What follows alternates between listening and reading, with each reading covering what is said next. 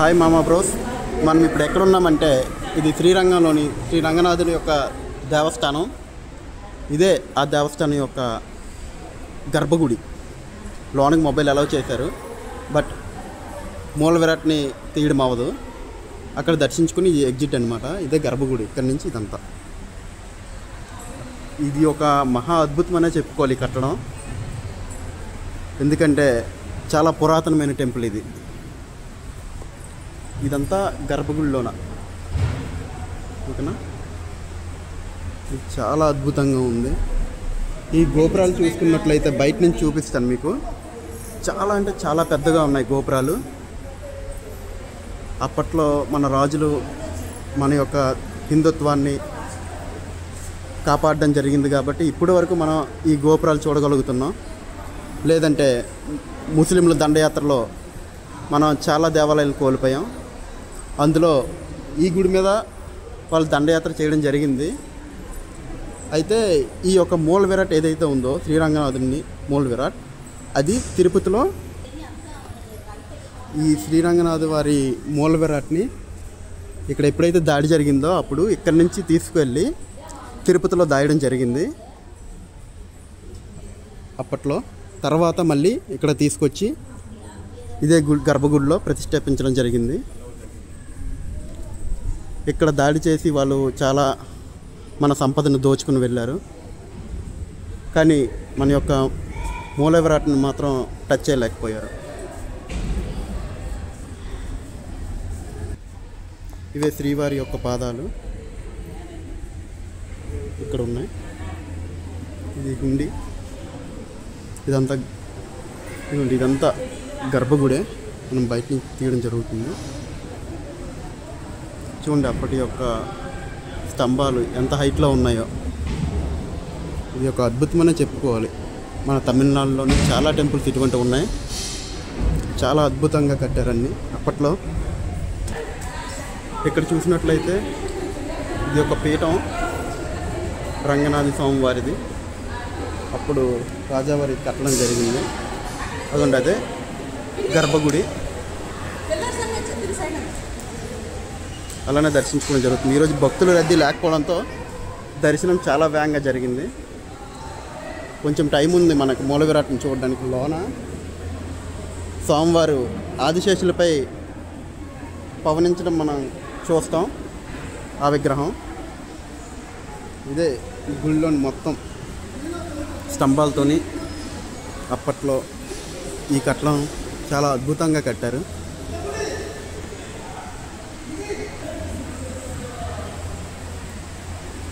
అది ఎంట్రన్స్ నుంచి లోనికి వచ్చిన తర్వాత అలా లైన్ ఉంటుంది. ఇప్పుడు భక్తుల రద్దీ లేకపోవడంతో ఈ లైన్స్ ఏం లేవు, డైరెక్ట్గా లోనికి విడిచిపెడుతున్నారు. లేదంటే మొత్తం ఈ లైన్స్ ఏవైతే ఉన్నాయో ఇవన్నీ ఫిల్ అయ్యి ఉంటాయి. చాలా టైం పట్టేది దర్శనంకి. బట్ ఈరోజు మా లక్కీగా భక్తుల రద్దీ లేకపోవడంతో మాకు దర్శనం అనేది వేగంగా జరిగింది.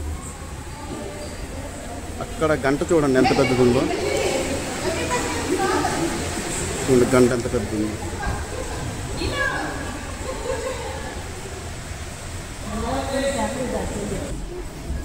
ఇక్కడ మనం చూసినట్లయితే చూడండి ఈ స్తంభం స్వామివారిది మొత్తం ఇత్తడితో చేసింది. అక్కడక్కడ మొబైల్స్ అలౌ చేయట్లేదు.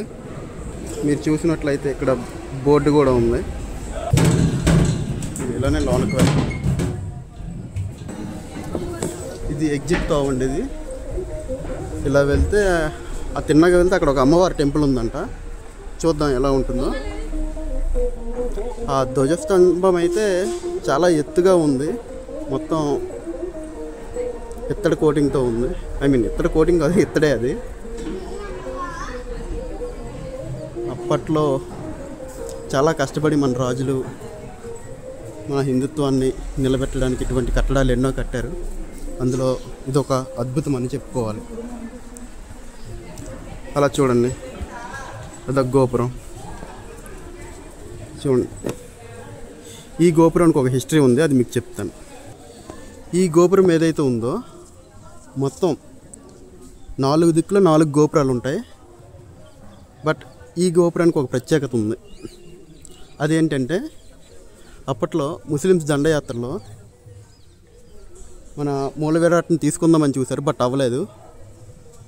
అప్పుడు వచ్చిన ముస్లిమ్స్ కింగ్ అయితే ఎవరవుతున్నారో ఆ నేమ్ తెలియదు నాకు.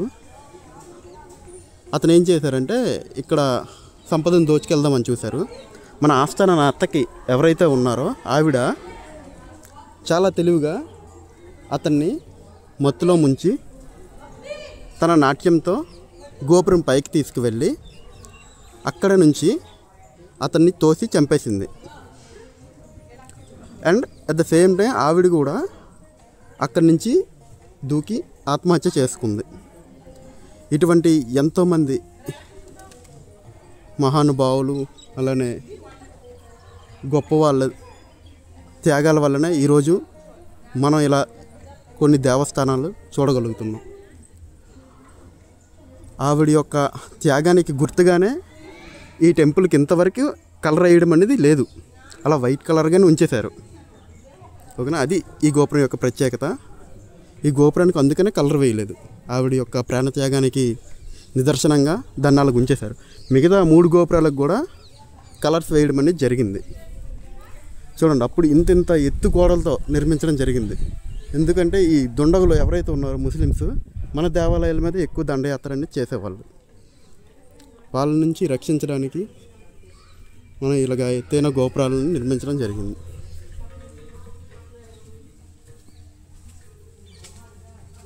చూడండి, అక్కడ ఒక గోపురం ఉంది. అసలు ఆ గోపురాలు ఆ టైంలో అంత ఎత్తు ఎలా కట్టారో నాకు అర్థం కావట్లేదండి. ఆ గోపురాల మధ్య నుంచి వస్తుంటే ఏదో ఒక ఊరి మధ్య నుంచి వస్తున్నట్టు ఉంటుంది, అంత పెద్దది ఉంది. చాలా అద్భుతమనే చెప్పుకోవాలి.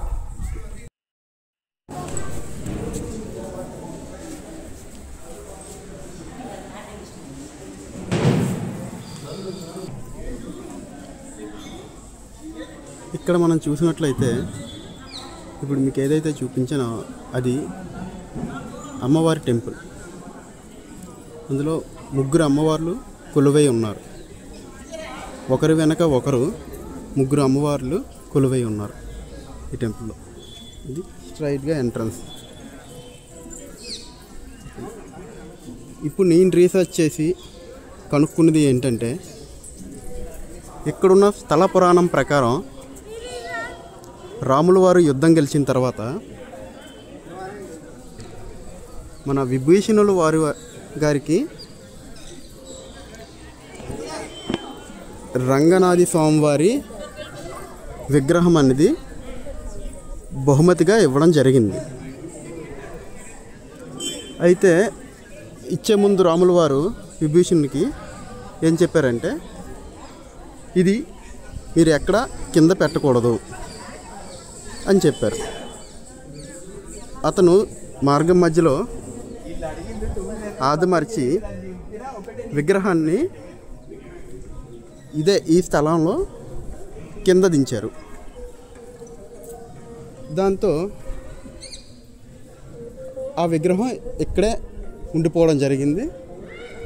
స్వాముల వారి పేరు మీదుగా ఈ స్థలానికి శ్రీరంగం అనే పేరు వచ్చింది. ఈ టెంపుల్ మొత్తం విస్తీర్ణం వచ్చేసి 157 ఎకరాలండి. 157 ఎకరాల్లో ఇటువంటి కట్టడం అనేది ఒక మహా అద్భుతమనే చెప్పుకోవాలి.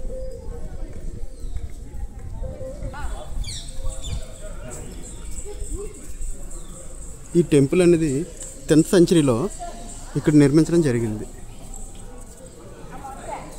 10th సెంచరీ అంటే ఆలోచించండి ఎంత పురాతనమైనదో.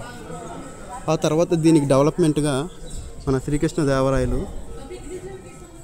రాజ్యంలో దీన్ని డెవలప్మెంట్ చేయడం జరిగింది.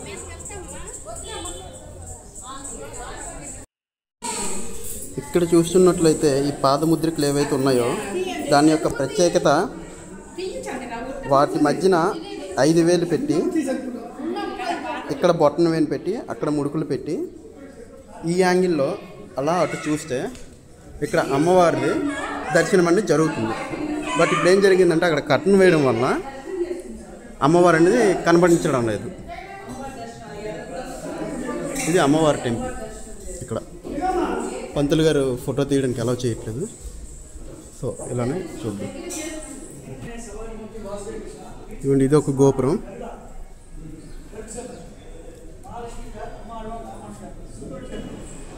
ఇదిగోండి అమ్మవారు. పంతులు గారు వద్దన్నారా, బట్ మనం వినాం కదండి. మనం ఎప్పుడు వినమని చెప్పింది, ఎప్పుడు వినాం మనం చెప్పిన వాళ్ళు.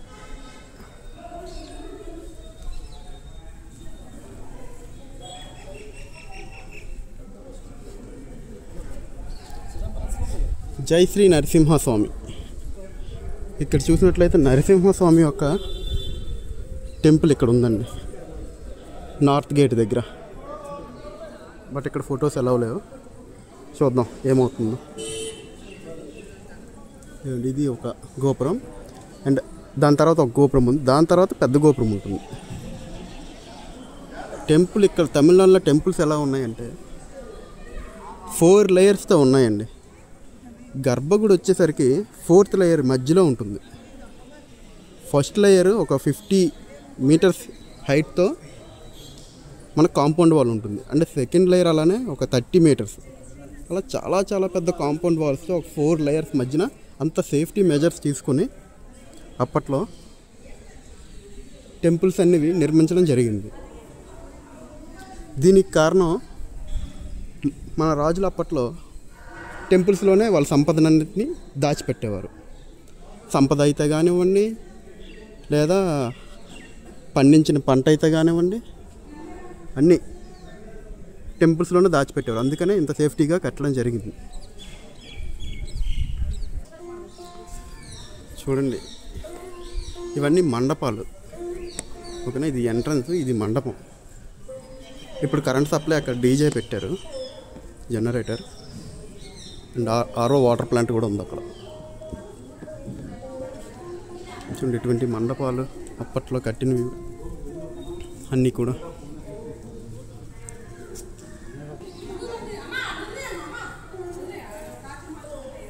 చూడండి, ఇది ఒక అమ్మవారి టెంపుల్లోనే ఉంది.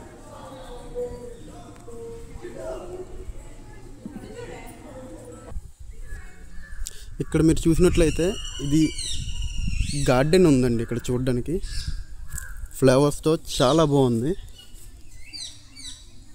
గార్డెన్ అనేది ఇక్కడ నిర్మించడం జరిగింది. చూడండి, మీకు చూపిస్తాను. ఇక్కడ ఫ్లవర్స్తో మీరు ఇక్కడ చూసినట్లయితే ఇది నెమలి. రైట్, తోకలేదు, కాకపోతే నెమలండి, చిన్నది, చిన్న నెమలి గార్డెన్లో ఉంది. చూడండి ఎంత చక్కగా ఉందో గార్డెన్ చూడడానికి.